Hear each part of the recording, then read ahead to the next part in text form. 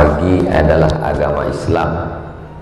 Nanti orang akan mengatakan itu kan apologize, pembelaan terhadap agama sendiri, memuji-muji agama sendiri, mengunggul-unggulkan keyakinan sendiri.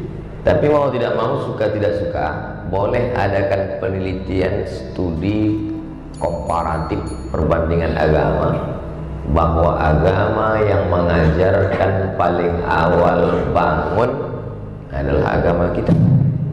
Kata Nabi SAW, Allahumma barik li ummati fi bukuriha, berikanlah berkah pada umatku fi bukuriha, paling pagi.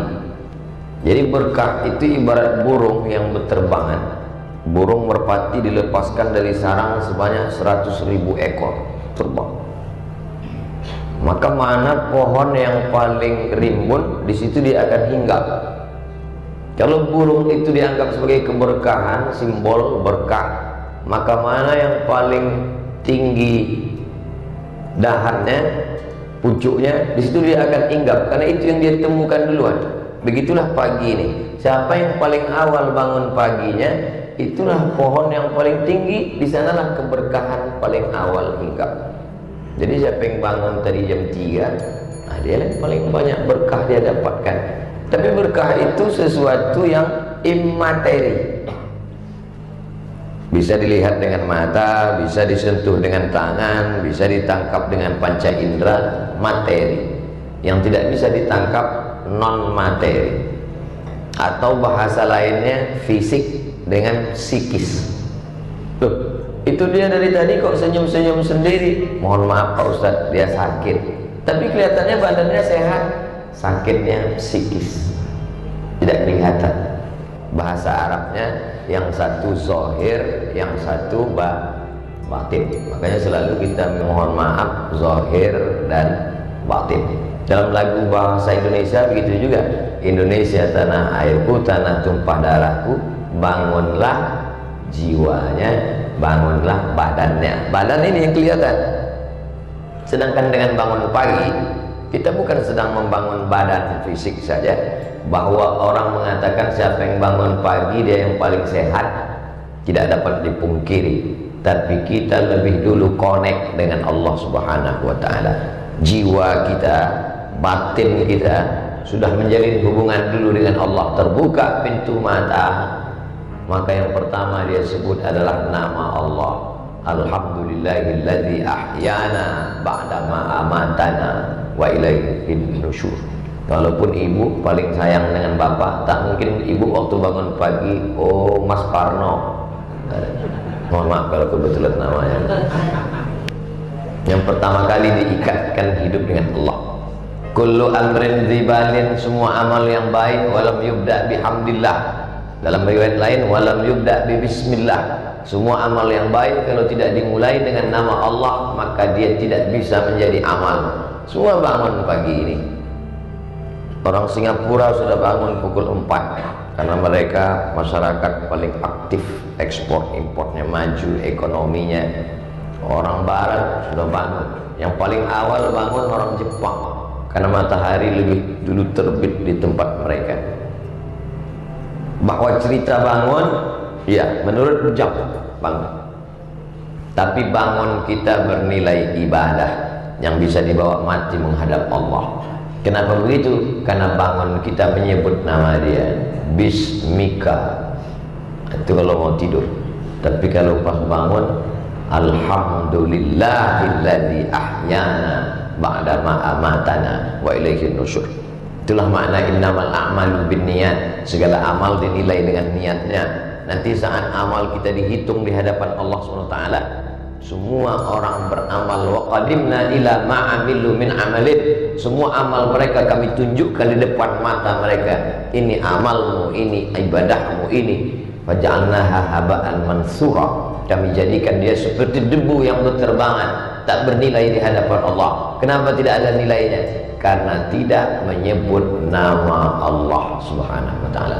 Kita tadi masuk toilet kamar mandi pun menyebut nama Allah. Allahumma inni a'udzubika minal khubuthi wal khaba'ith.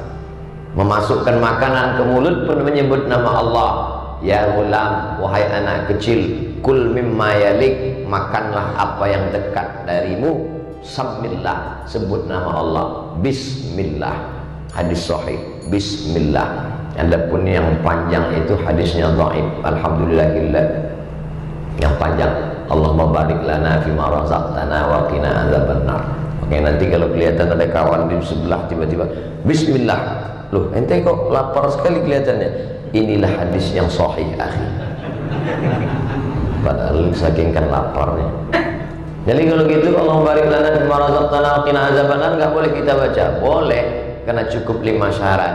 Bukan dalam masalah akidah, bukan dalam masalah halal haram, tidak ada periwayatnya yang kadzab pendusta. Dia masih bernaung di bawah hadis sahih. Dan untuk fadhail a'mal, tidak perlu kita permasalahkan antara bismillah dengan Allahumma barik lana. Karena kalau kita kelahi antara yang baca bismillah dengan yang Allahumma barik lana, yang ketawa yang nggak baca doa. Inti dari doa-doa itu sebenarnya supaya kita ingat kepada Allah Subhanahu wa taala. Keluar dari masjid, keluar kaki kiri. Allahumma inni as'aluka min fadlik. Pakai sendal kaki kanan. Simple. Seringkali kita keluar kaki kiri, langsung sendal kaki kiri. Yang sendalnya nggak hilang.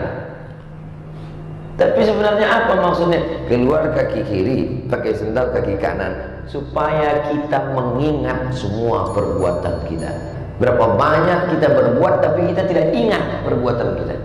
Makanya Imam Ibrahim bin Adham, dia melangkahkan kakinya, 1, langkah 2, terus langkah 3, mundur lagi dia ke belakang. Kawannya di sebelah nanya, ngapain langkah 1, 2, langkah 2, langkah 3, mundur lagi? Ketika aku melangkah yang pertama, aku bisa mempertanggungjawabkannya di hadapan Allah nanti kalau ditanya. Langkah yang kedua, aku juga yakin begitu. Ketika melangkah ketiga, aku mulai ragu, apakah langkahku ini mencari ridha Allah atau tidak. Maka semua nanti akan dihitung di hadapan Allah, mana amal yang kita ingat, mana yang tidak ingat. Berapa banyak orang hafal doa makan, hafal doa pakai baju, hafal doa masuk WC, hafal doa sebelum tidur, hafal doa bangun tidur, hafal, tapi tidak dibaca ketika beraktivitas. Ada sesuatu yang salah dengan memori kita. Oleh sebab itu, fungsi doa-doa adalah zikir, mengingat, sehingga setiap gerak langkah mengingat Allah Subhanahu wa taala, maka dia menjadi ibadah di hadapan Allah Subhanahu wa taala. Masuk tadi ke dalam, Allahumma ftahli abwaaba rahmatik. Nanti keluar, Allahumma inni as'aluka min fadlik.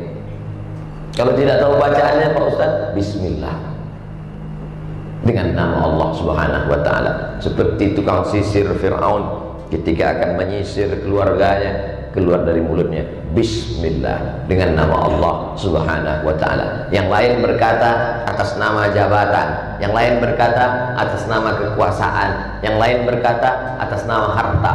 Tapi kita tidak demikian. Bismillah. Semua yang dilakukan atas nama Allah menghilangkan kekecewaan, ketakutan dan kesedihan. Orang yang berkata atas nama jabatan, atas nama kekuasaan, atas nama materi benda, kalau dapat bahagianya luar biasa, kalau tidak dapat stresnya juga luar biasa.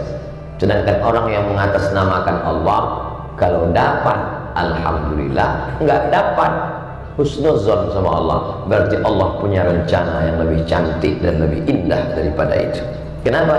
Karena semuanya atas nama Allah. Dengan nama Allah lah maka rasa sedih, gundah, galau, stres, depresi hilang dari hati seorang hamba.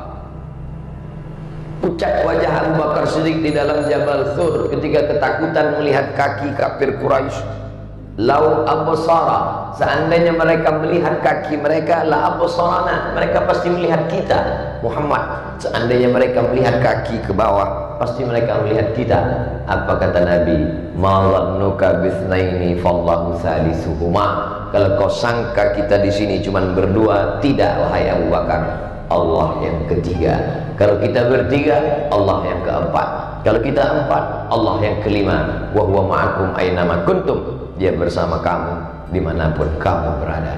Maka itulah fungsi dari setiap doa dan zikir, merasakan keberadaan Allah. Ketika kita merasa sepi sunyi, maka Allah bersama kita.